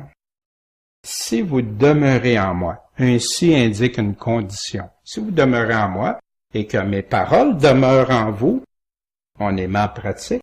Demandez tout ce que vous voudrez, ça va être fait. Ben oui, parce que quand on suit le Seigneur, on demande selon sa volonté. On ne demandera pas selon notre. Oui, il va répondre à nos besoins. Il sait qu'on a des besoins. Mais il faut que ça soit toujours dans l'ordre de sa volonté. Si vous demeurez en moi et que mes paroles demeurent en vous, demandez tout ce que vous voudrez, et ça vous sera fait. C'est une belle promesse de Jésus. Amen. C'est ça qui a parti les apôtres après. Affirmer. Vous souvenez-vous quand Pierre a dit, lève-toi, je peux pas te donner de l'argent, mais lève-toi, quand les autres apôtres arrivaient puis ils faisaient des choses, et pouvais-tu être assuré? Demandez-moi, parce que vous demeurez en moi. Qu'est-ce qu'il avait parlé aussi, juste avant de dire de pas être scandalisé? Comme le Père m'a aimé, ainsi je vous ai aimé. Demeurez dans mon amour. Si vous gardez mes commandements, vous demeurerez dans mon amour. Fait que c'est quoi demeurer dans son amour? C'est de Gardez ses commandements. Jésus dit, vous m'aimez si vous gardez mes commandements. Vous gardez pas mes commandements, vous m'aimez pas. C'est ce qu'il dit après. Comme j'ai gardé les commandements de mon Père, je demeure dans son amour. Fait que comment Jésus est demeuré dans l'amour du Père en obéissant, en se soumettant au Père. Vous serez mes amis. Vous n'avez pas besoin de rien faire pour être mes amis. Si vous faites tout ce que je vous commande. Mais ça vient de qui, ces paroles-là? Ça vient de Jésus. Comment je pourrais arriver à Jésus puis dire, ben Jésus, j'ai fait une prière telle date dans mon cœur, puis regarde, j'ai découpé des versets ici et là, puis là c'est réglé, je suis sauvé, j'ai pas besoin d'éprouver si je suis dans la foi. Puis si quelqu'un vient me dire qu'il faut que tu regardes ça attentivement pour être sûr que tu es dans la foi, c'est de l'hérésie, c'est pas correct. Mais c'est pas ça que Jésus dit, c'est pas ça que Paul dit même. Vous serez mes amis si vous faites tout ce que je vous commande. Je suis en relation avec le Seigneur, moi, j'ai pas besoin. Oh, comment tu peux être en relation si t'es pas son ami, si tu fais pas ce qu'il te dit? Je vous commande ces choses afin que vous vous aimiez l'un l'autre. Ben oui, parce que quand on obéit au Seigneur puis on aime Dieu de tout notre cœur, toute notre âme, notre force, ça peut pas faire autrement qu'on va aimer notre prochain, même quand ils nous font les pires affaires. Si le monde vous hait, sachez que j'ai été haï avant vous autres. Si vous auriez été du monde, le monde aimerait ce qui serait le sien. Oh, comme chrétien, il faut qu'on soit apprécié de tout le monde, il faut qu'on ça paraisse bien. Mais c'est ça qu'il est en train de dire? Non! Séparé du monde. C'est pas populaire aujourd'hui. Les paroles de Jésus tranchent aujourd'hui. Surtout dans le contexte actuel où on est. Si vous auriez été du monde, le monde aimerait ce qui serait le sien. Mais parce que vous n'êtes pas du monde, et que je vous ai élu du monde, à cause de ça, le monde vous haït. Mais, ça vous est-tu déjà arrivé? Ben, comment ça, mon voisin? J'essaie juste d'être correct avec lui, d'y démontrer de l'amour, de l'aider, puis il m'haït. J'ai rien fait. De quoi avait-il parlé? Souvenez-vous de la parole que je vous ai dite que le serviteur est pas plus grand que son maître. S'ils m'ont persécuté, ils l'ont-tu persécuté, Jésus? Ils vous persécuteront aussi. Ben non, Jésus m'aime trop, il permettra pas que je vive. Ben, c'est pas ça qu'il dit là. Dieu a trop d'amour pour moi pour que je vive des tribulations. Et c'est ça qu'on entend. Mais c'est pas ça qu'il dit. Dieu va nous protéger de sa colère. Mais de la tribulation, il nous dit qu'on est appelé à vivre des... C'est pour ça que Paul y répète ça. Vous savez que tous ceux qui veulent vivre pieusement vont être persécutés. On est appelé, il dit, à offrir son corps comme un sacrifice. On est appelé à vivre des choses difficiles si tu veux vivre selon vraiment être un enfant de Dieu, un disciple de Christ. Mais si ils ont gardé ma parole, ils vont garder aussi la vôtre. Parce que quand vous êtes ben oui, parce que, wow, là, Dieu dit ça, mon frère dit ça, l'autre. La même chose il parlait directement aux apôtres. Mais ils vous feront ces choses à cause de mon nom. Parce qu'ils connaissent pas celui qui m'a envoyé. Mais quand le Consolateur sera venu, on a discuté l'autre fois pourquoi qu'il prend le terme Consolateur. C'est parce que tout est merveilleux. Parce que les chrétiens ont besoin d'être consolés. Parce que des fois, ça va pas. Il nous arrive toutes choses. Mais on peut être joyeux dans notre cœur. Il nous donne la paix au travers de ça. Lequel vous enverrez de la part de mon Père. Savoir l'esprit de vérité. C'est important, la vérité pour Dieu. Très important, ça serait tellement vain. Dans le psaume 62, quand on faisait notre culte cette semaine, ou ce matin, je pense, on l'a lu, hein, c'est clair. Ceux qui écoutent pas la vérité, c'est en vain. Il dit, tous les grands de ce monde, tout ça, ils y mettent ça dans une balance, puis ils sont encore plus légers que la vanité. Ça pèse quoi, de la vanité? Mais tout ça, c'est encore tout le monde, là, puis ils sont plus légers que ça. Wow! Celui-là va rendre témoignage de moi. Puis voyez-vous, Jésus répète ça. L'Esprit Saint, il fait quoi? Il rend témoignage de Christ. Il glorifie Christ. Aujourd'hui, des fois, les gens se servent du nom de Jésus pour glorifier l'Esprit. Mais c'est pas ça que je lis. Je veux faire attention, mais on est dans une époque que c'est facile d'inverser des choses et tout ça. Mais moi, si je m'en tiens juste à la parole, il me dit que la parole, que l'Esprit Saint va venir pour le glorifier, pour rendre témoignage de lui, pour donner les choses qui y appartiennent, qui va retransmettre et tout ça. Ça diminue pas l'Esprit Saint, pas du tout l'Esprit de Dieu. Au contraire, chacun dans le rôle, la fonction que le Père détermine, c'est clair. Celui-là va rendre témoignage de moi. Et vous aussi, vous rendrez témoignage. C'est pour ça qu'il y avait besoin de l'Esprit Saint. Parce que vous êtes dès le commencement avec moi. Fait que, voyez-vous, quand Jésus disait « Pourquoi scandaliser ?» il était en train de leur parler de ça. Je vous ai dit ces choses, pourquoi? Afin que vous soyez pas scandalisés. Ils vont vous chasser des synagogues. Même le temps vient que quiconque vous fera mourir va croire servir Dieu. Ils vont vous faire ces choses parce qu'ils n'ont pas connu le Père ni moi. Mais je vous dis ces choses-là d'avance. Pourquoi? Afin que quand l'heure sera venue, vous vous souveniez que je vous les ai dit d'avance. Et je vous ai pas dit ces choses dès le commencement parce que j'étais avec vous. Il était avec eux autres. Il n'y a pas besoin de savoir ça tout de suite. Mais Jésus nous répète les mêmes paroles à nous autres dans les chapitres de la fin des temps.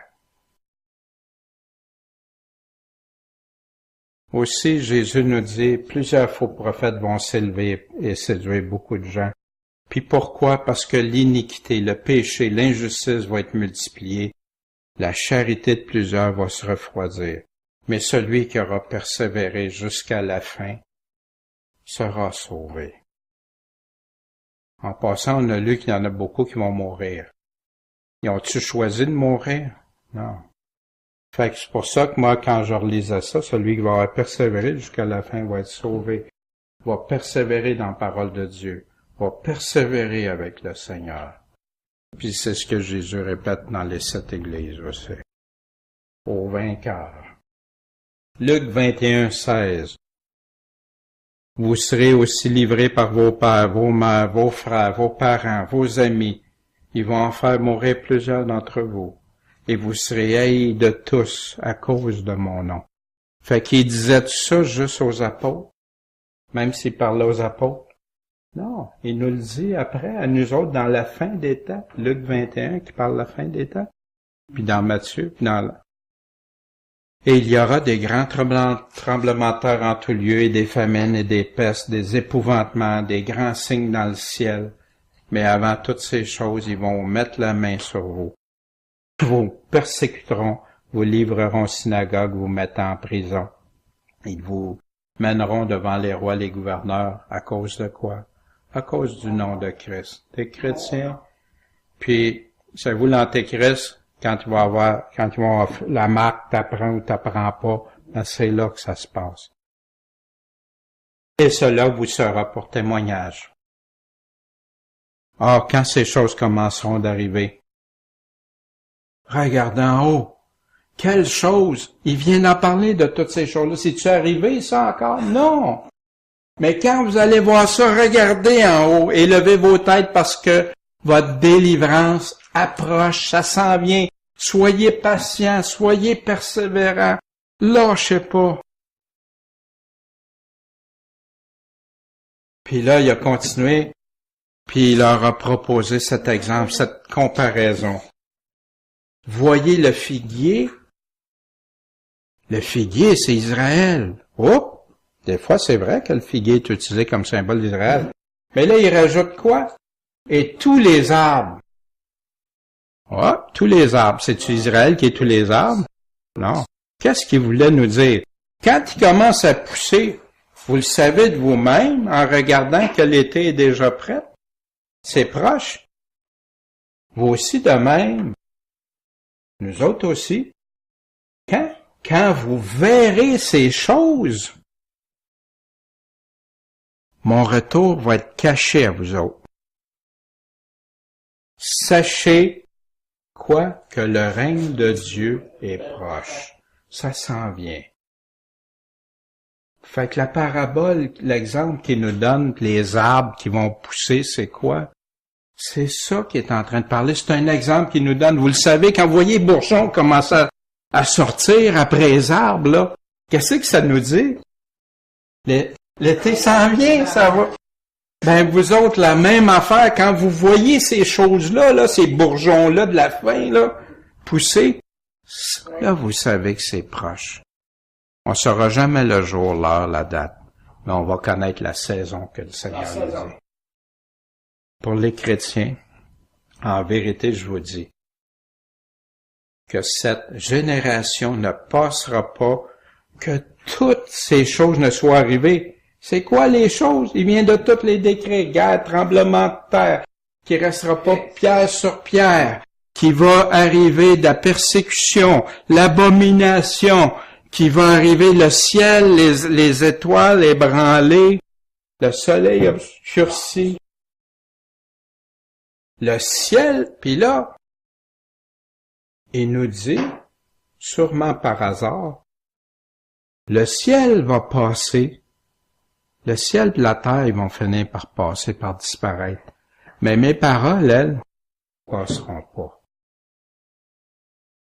Fait que si le ciel, la terre qu'on connaît va passer, va disparaître, ces paroles, ils seront plus là. Ah ben, je vais m'expliquer devant Dieu quand je vais arriver devant lui, même s'il a dit ça. Non, ces paroles sont sûres à 100%. Si je me tiens attaché juste à ce que lui est en train de me dire, sans me bourrer avec toutes sortes d'enseignements, de choses, je vais lire ça à un enfant, puis je vais lire tous les autres passages même qu'on donne. Puis qu'est-ce que t'en penses? Qu'est-ce que ça veut dire, ça? Ben, Jésus, il dit ça. C'est drôle, hein? Puis des grands théologiens qui partent en spirituel, hein? Augustin, hein? Tout. Puis d'autres aussi que là, on doit tout interpréter spirituellement ce que Jésus dit. Il faut y donner des connotations spirituelles. Il y a des passages, ça va aller mal. Ça va aller mal si j'interprète ça spirituellement. Oui, Dieu nous parle, nous révèle des choses, mais il nous dit des paroles très claires que même le plus simple d'entre le chrétien, d'entre les chrétiens, va comprendre. C'est drôle, hein? Souvent, les personnes humbles qui restent attachées juste à la parole vont avoir des explications très claires, faciles à comprendre, puis qu'il n'y a pas de confusion. Puis tu vas dans la théologie, puis là, puis là, tu doutes toi-même. Puis là, ce que ça fait, c'est que tu doutes, puis juste de toi-même ou des choses. Tu es en train de douter ce que Jésus lui-même ou les apôtres sont en train de dire. C'est ça qui est grave. En vérité, ça passera pas. Le ciel, la terre, passera pas. Fait que là, faites quoi? Veillez, restez sur vos gardes, priant tout temps afin que vous soyez faits dignes d'éviter toutes ces choses qui doivent arriver, puis afin que vous puissiez subsister devant le Fils de l'homme. Wow! Est-ce qu'on fait ça? Prier, veiller en tout temps le Seigneur pour avoir toute la force. Moi, je serais pas capable. Non, c'est vrai, de moi-même, je serais pas capable. Mais avec la force de Dieu, je me confie en lui, je m'appuie sur lui. Il va faire comme il a fait pour les apôtres, comme il a fait pour les millions de chrétiens à travers les siècles, qui sont morts dans des circonstances parfois pénibles et difficiles, puis qui les a tenus jusqu'à la fin. Puis imaginez quand ils vont comparaître devant Christ, devant le tribunal de Christ, comment ils vont être bénis, puis d'avoir été. Mais est-ce qu'ils ont fait ça de leur propre force? Non. Il nous dit, prends courage, fortifie-toi. Ça, c'est des directives qu'il nous donne. Par sa grâce, par si on reste attaché au cep, là, on va être capable. Puis rester attaché au cep, c'est de rester attaché à sa parole, à ses mots à lui, à son Esprit Saint à lui. Pour qu'on puisse subsister devant le Fils de l'homme. Subsister, ça veut dire continuer à vivre devant le Fils de l'homme. Daniel 11, le roi fera tout ce qu'il voudra. On revient à l'Antéchrist, il va s'enorgueillir, s'élever au-dessus de tout Dieu. Il va proférer des choses étranges contre le Dieu des dieux. Il va prospérer jusqu'à ce que la colère soit consommée. Vous vous souvenez, tantôt, c'était sensiblement la même chose, mais dans d'autres mots. Car ce qui est décrété va être exécuté. Ça va arriver. C'est clair, Dieu nous a tout averti de ça, il nous a pas rien caché de ça. Puis cet homme-là aura ni égard ni au Dieu de ses pères, ni à l'amour des femmes. Il y a deux interprétations. Il y en a qui disent, il n'aimera pas les femmes, ça va être soit un homosexuel ou quelqu'un qui aime pas les femmes. Mais plusieurs le regardent plutôt ni égard au Dieu de ses pères, ni à l'amour des femmes, qui sont souvent dans les religions des déesses ou Marie pour certains ou d'autres. Il n'aura égard à aucun Dieu parce qu'il va s'élever au-dessus de tout. Ça ressemble-tu à ce qu'il y a dans 2 Thessaloniciens, ça? Il va s'asseoir dans le temple se proclamant Dieu. Hein? Lui-même, ouais. C'est pareil, c'est copié. Mais il nous donne des détails dans un qu'il ne nous donne pas dans l'autre. Paul n'a pas inventé ça, hein? Il connaissait sa parole aussi. Puis même des fois, il dit selon les paroles du Seigneur. C'est vrai que Paul a eu des révélations. Dieu lui a donné un mystère. Voici, je vous dis un mystère à la dernière trompette. Hein, la résurrection et l'enlèvement, résurrection.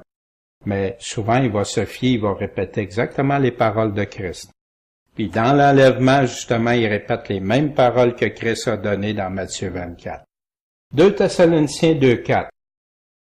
Lequel s'oppose et s'élève contre tout ce qui est nommé Dieu ou qu'on adore, jusqu'à être assis comme Dieu au temple de Dieu, voulant se faire passer pour un Dieu. Hein? C'est exactement ce qu'on vient de lire dans Daniel 11, puis qu'il y en a qui interprètent différemment. Les aspects de l'Antéchrist, une petite puissance, une petite corne, il commence comme ça. Mais il va en jeter 3 à terre, que la Bible nous dit.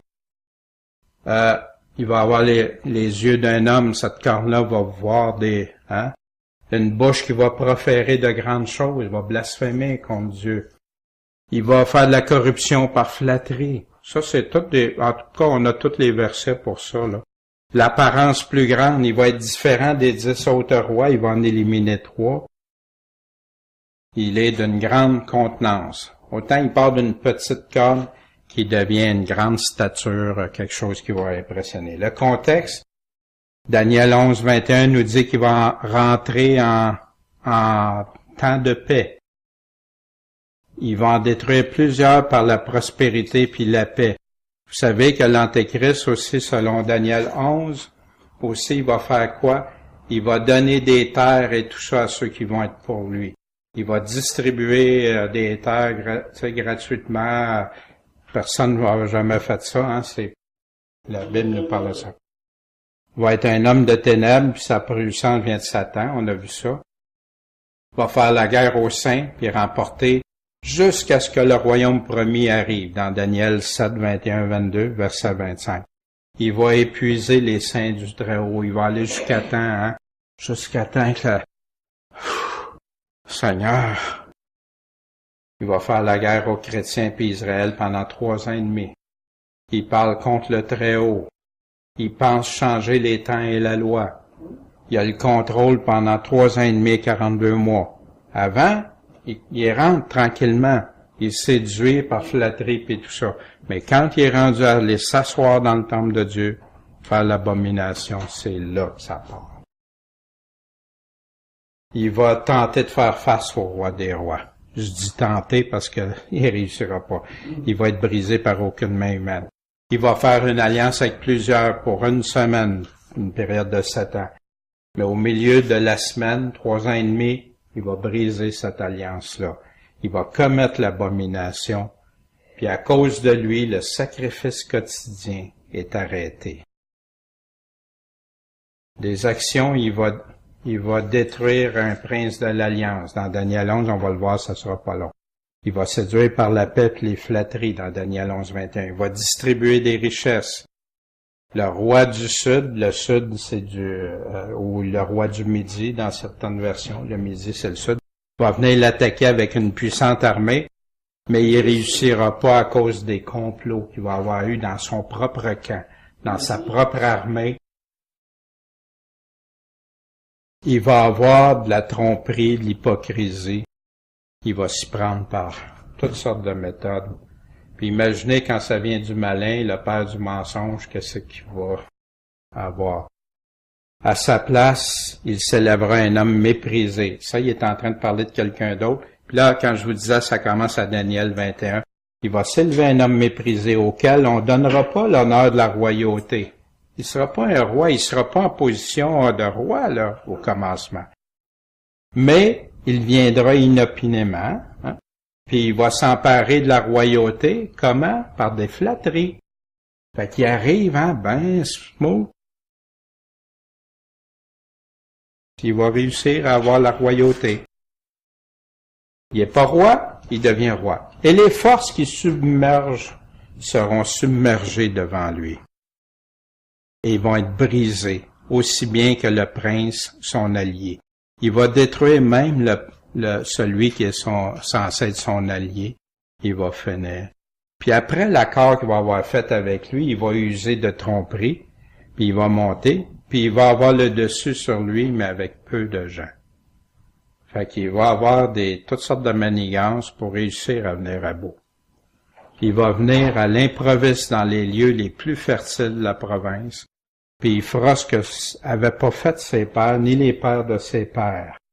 Il va distribuer le butin, les dépouilles et les richesses, puis il va former des plans contre les forteresses, hein, ça veut dire les pays forts, les places fortes, puis il va faire ça pour un temps. En synthèse, il va arriver plein de miracles pour séduire. Il va faire prendre la marque de son nom. Il va faire tuer des chrétiens, sa grande colère à lui. Il va se faire admirer, adorer.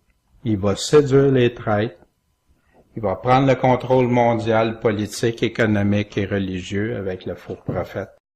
Il va se proclamer Dieu puis souiller le sanctuaire. Il va prendre la place de Christ, mais il va tenter de la prendre. Blasphémer contre Dieu, c'est la perdition même. C'est pour ça que Jésus nous donne des avertissements tellement clairs par rapport à ceux qui vont prendre la marque de la bête. Puis la marque de la bête, il y en a qui pensaient tout d'un coup, je la reçois. Non, tout le monde va être au courant. Puis même dans l'Apocalypse, il nous dit que l'ange va le véhiculer partout. Tout le monde va le savoir avant. Puis, voyez-vous, on continue, on était dans Daniel 11, puis tout de suite après, quand je vous disais, Daniel 12, en ce temps-là, de ce qu'on vient de voir de l'Antéchrist, pendant ce temps-là, va se lever Michaël, le grand chef, qui tient ferme pour les enfants de ton peuple. Et ce sera un temps de détresse, tel qu'il n'y en a pas eu depuis qu'il existe des nations jusqu'à ce temps-là. De quelle période il parle ici? La grande tribulation? Ben oui. En ce temps-là, ton peuple échappera. Savoir, ton peuple va être sauvé, savoir quiconque sera trouvé inscrit dans le livre. De quel livre il parle, hein? Le livre de vie, il en reparle dans l'Apocalypse. Et plusieurs de ceux qui dorment dans la poussière de la terre se réveilleront, les uns pour la vie éternelle et les autres pour les opprobres et pour l'infamie éternelle. Wow! Fait que tout ça, là, à partir du chapitre 11, verset 21, il parle du même individu tout au long, puis il dit, dans ce temps-là, c'est ça. Verset 7, dans Daniel 12, « Et j'entendis l'homme vêtu de lin qui était au-dessus des eaux du fleuve. » La même chose qu'on a vu dans l'Apocalypse. Il leva sa main droite et sa main gauche vers les cieux et jura par celui qui vit éternellement que ça va être pour combien de temps? Un temps, des temps et la moitié d'un temps. Et que quand il aura achevé de briser, d'épuiser la force du peuple saint, toutes ces choses vont être accomplies. 3 ans et demi intenses. C'est que ça va se dérouler. Et depuis le temps où cessera le sacrifice continuel et où on mettra l'abomination de la désolation, il va y avoir 1290 jours. Au lieu du 1260, il y a 30 jours, il y a un mois. Après, il continue, mais heureux celui qui va attendre et qui va parvenir jusqu'à 1335 jours.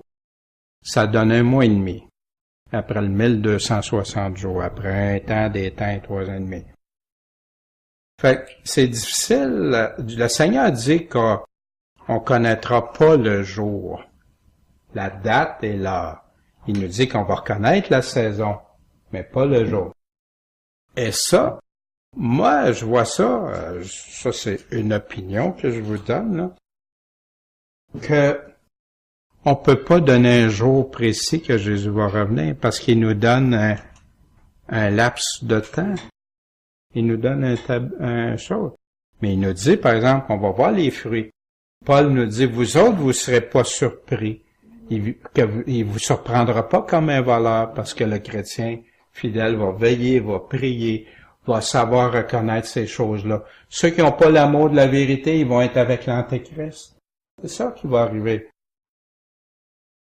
Mais nous autres, quand on va voir ça, nous autres ou ceux qui vont être là quand ça va survenir, eux va clairement la révolte contre Dieu, puis l'homme de perdition qui s'assoit dans le temple, ça proclamer Dieu. Puis là, on sait que le maximum qui peut rester, c'est 3 ans et demi. C'est ça que la Bible nous dit. Il va agir pendant 3 ans et demi, faire la guerre aux saints pendant 3 ans et demi. Puis qu'après, il va être détruit au retour de Christ. Fait qu'on peut-tu imaginer que tant qu'on voit pas l'Antéchrist, non, mais quand tu vas commencer à voir ça, ça peut nous donner un espace de temps, mais personne ne va connaître encore la date, l'heure, puis tout ça. Mais voyez-vous, ça contredit pas les paroles de Jésus, qui dit, vous connaîtrez pas le jour ni l'heure, mais vous allez reconnaître la saison. Moi, pour moi, en tout cas, il n'y a plus de confusion à ce niveau-là. Quand vous verrez ces choses arriver, redressez la tête. Regardez, comme les arbres qui poussent des bourgeons. Le gros piège, c'est qu'il y a des chrétiens qui ont commencé à mettre des dates, des années, des choses. Pourtant, il nous avait bien avertis. Les prophètes, ils nous parlent beaucoup de séduction. Qu'est-ce qui prophétisait les véritables prophètes de Dieu? Jérémie 28, 8. Les prophètes qui ont paru avant moi et avant toi, dès les temps anciens, ont prophétisé contre des pays puissants et de grands royaumes, la guerre, le malheur et la peste. Mais hier, pour aujourd'hui, peut-être qu'on peut voir une ressemblance. Aujourd'hui, quand on entend des prophètes, c'est surtout des prophètes qui nous annoncent tout beau. Mais on peut pas se fier juste sur un verset. Faut regarder l'ensemble. Hier, aujourd'hui, Jérémie 27, 9. Et vous n'écoutez pas vos prophètes, vos devins, vos songeurs, vos astrologues, vos magiciens qui vous disent, vous ne serez pas asservis au roi de Babylone. Ça, Jérémie proclamait, Dieu y avait dit, le peuple d'Israël va vivre ça, puis c'est ça. Mais les prophètes d'Israël, non, tout va bien aller, ça arrivera pas, Dieu va nous sauver, Dieu ne permettra pas. Hier, aujourd'hui aussi, Jérémie 27, 13. Pourquoi mourriez-vous, toi et ton peuple, par l'épée, par la famine, par la mortalité, selon que l'Éternel a parlé? touchant la nation qui ne sera pas soumise au roi de Babylone. Fait que si il les avait avertis, si vous ne soumettez pas au roi de Babylone, c'est ça qui va vous arriver. Écoutez pas les paroles des prophètes qui vous disent vous ne serez pas servi au roi de Babylone, parce que c'est le mensonge qui vous prophétise. Ils vous disent pas la vérité. Vous n'aurez pas le choix. Même je les ai pas envoyés, dit l'Éternel, et ils vous prophétisent faussement en mon nom, afin que je vous rejette et que vous périssiez, vous et les prophètes qui vous prophétisent. Très sévère. Mais c'est ça, il disait au peuple, non, non, non, inquiétez-vous pas. Mais c'est tout à fait le contraire qui est arrivé.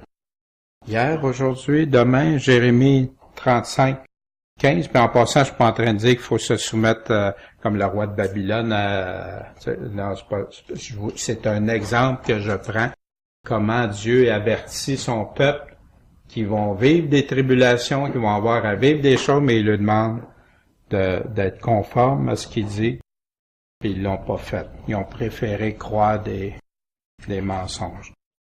Jérémie 35, 15. Je vous ai envoyé tous mes serviteurs, les prophètes.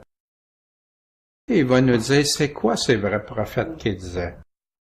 Je les ai envoyés dès le matin pour vous dire, revenez chacun de votre mauvaise voie, amendez vos actions, allez pas auprès d'autres dieux pour les servir, puis vous resterez dans le pays que je vous ai donné à vous puis vos pères. Mais vous avez pas prêté l'oreille, vous m'avez pas écouté. Dieu s'est servi de ses prophètes. Pourquoi? Pour encore avertir, de se repentir. Et où sont vos prophètes qui vous prophétisaient en disant, le roi de Babylone ne viendra pas contre vous ni ce pays? Il était en captivité, puis il y en avait beaucoup qui avaient été tués, le roi, tout ça, il est arrivé plein d'affaires. Pourquoi Dieu a envoyé des prophètes? Jérémie 44, 4. Je vous ai envoyé tous mes serviteurs, les prophètes. Je les ai envoyés dès le matin pour vous dire, ne faites pas ces abominations que je hais. Faites pas, vivez pas dans le monde, vivez pas dans la fornication. Paul nous parle de ça. Qu'aucun ne se séduise, ne soit séduit, celui qui vit dans la fornication, l'adultère, l'impureté, le mensonge, le vol, tout ça, ne connaîtra pas le royaume de Dieu. Pourtant, c'est le même Paul qui parle de la grâce et tout ça. Hier, aujourd'hui et demain. Puis en passant, il dit ça à qui? Il dit, ne vous séduisez pas vous-même. Fait qu'il parlait-tu à des non-croyants? Lamentation 2.9. Ses portes seront enfoncées dans la terre. Il en a détruit, rompu les barres. Son roi et ses chefs seront parmi les nations. Il n'y a plus de loi. Même les prophètes ne reçoivent aucune vision de l'Éternel. Tes prophètes ont eu pour toi des visions vaines et fausses. Ils n'ont pas mis à nu ton iniquité. Pourquoi que c'était vain? Ils n'ont pas déclaré ce que tu faisais de pas correct. Afin de détourner de toi la captivité, ils t'ont donné des oracles mensongers et trompeurs. Ézéchiel 13:16, des prophètes d'Israël qui prophétisent sur Jérusalem. Il y en a plein aujourd'hui. Et qui ont que d'elles des visions de paix.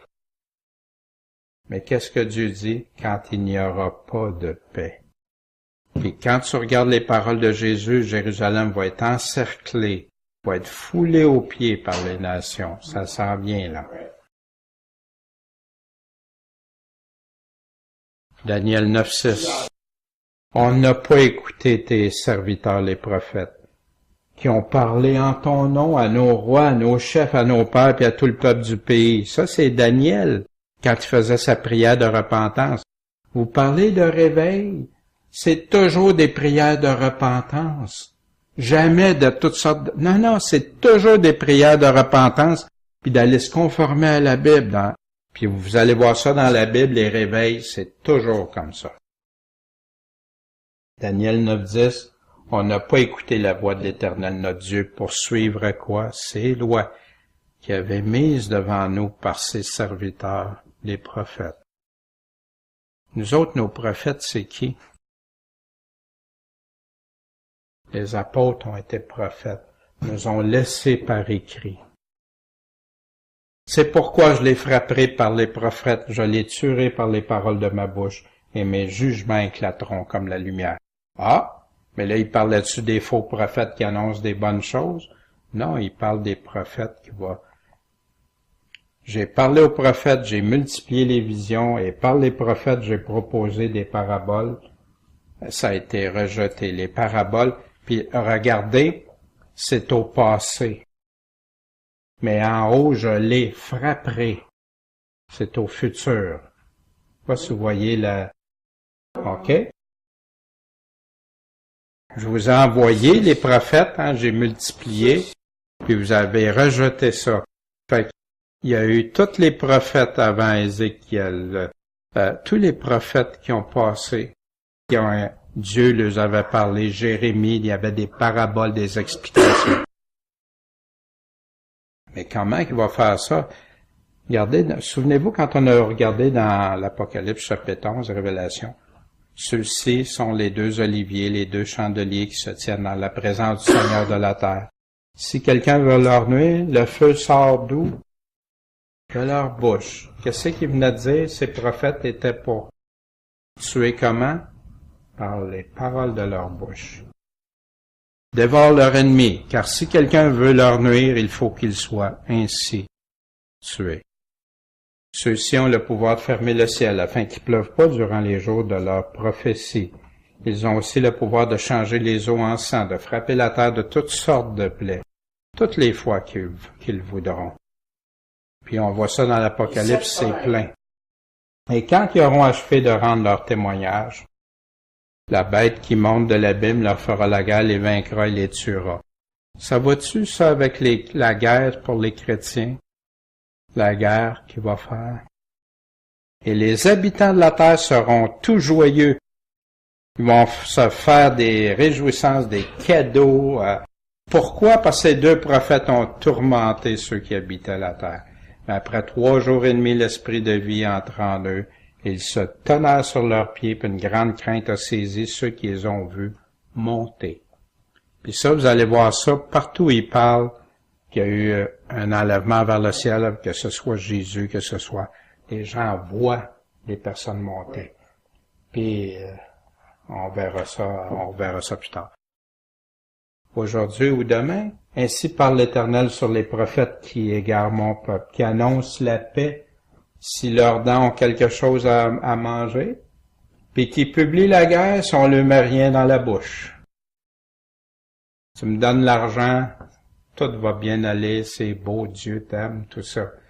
Tu me donnes pas d'argent, si j'ai pas d'argent, là, Dieu est en colère. Ouais. On a eu plein d'exemples durant des siècles de grosses institutions qui a fait ça. À cause de cela, vous aurez la nuit et plus de vision. Vous aurez les ténèbres, plus d'oracles.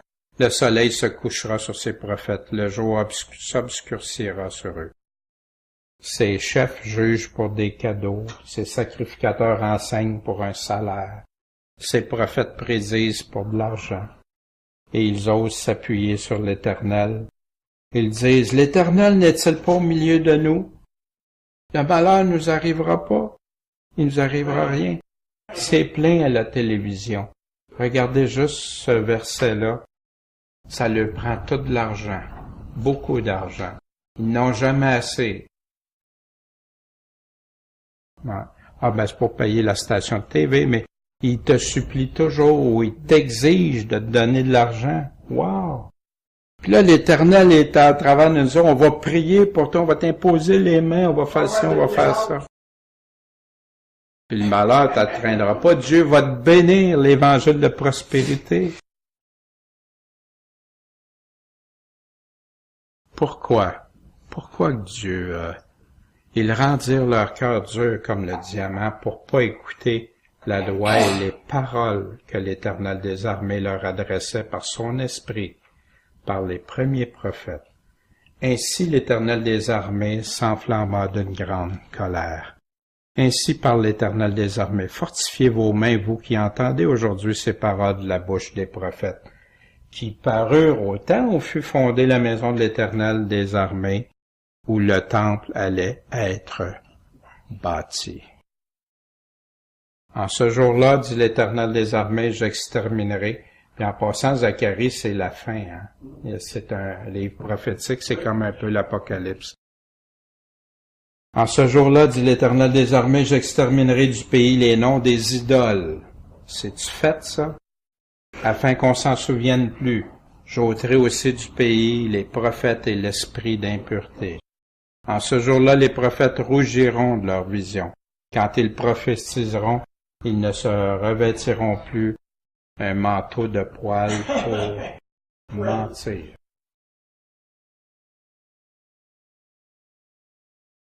Et ils l'interrogèrent en disant, Maître, quand est-ce donc que ces choses vont arriver?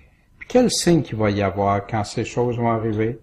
Et il dit, avant de lui parler, prenez garde que vous ne soyez pas séduits, parce que plusieurs vont venir en mon nom en disant, c'est moi. Et même le temps approche, n'allez donc pas avec eux. Ils vont enseigner des choses agréables à entendre, des choses que tout va bien aller, et tout ça. À qui que Jésus dit ces paroles, veillez donc, car vous savez pas quand le Seigneur de la maison viendra. Si ce sera quand? Le soir? Ou à minuit? Ou à l'heure que le coq chante? Ou au matin? En passant, il est en train de parler d'années ici? De peur qu'en arrivant tout d'un coup, il ne vous trouve comment? Dormant. Les vierges folles, qu'est-ce qu'ils faisaient? Or, les choses que je vous dis, je les dis à tous, veillez. Fait il y en a plusieurs qui disent, Matthieu 24, Jésus, il parle juste aux Juifs. Ou peut-être juste les chrétiens qui vont être là, mais c'est pas ceux qui ont été déjà enlevés et tout ça. Mais ici, Jésus, tout ce qu'il vient de dire, ce qu'on a vu Jésus, qu'est-ce qu'il dirait qui arriverait à la fin des temps? Ah, je le dis à tous. Veillez. Fait que c'est-tu juste aux Juifs? Pourquoi qu'il aurait dit à tous? Oui, ça marche pas. Puis en passant Matthieu 24, quand on dit c'est juste pour les Juifs, il y a un sérieux problème avec ça parce que le mot Église est retrouvé seulement dans Matthieu.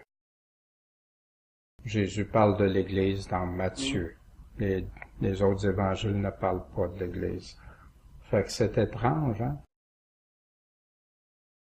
Veillez, vigilant, veillez, portez une attention stricte, active, faire attention à l'indolence envers les soudaines calamités destructrices qui peuvent survenir. C'est ça la définition du mot veiller dans le dictionnaire Strong, le dictionnaire de la Bible, Louis II, etc.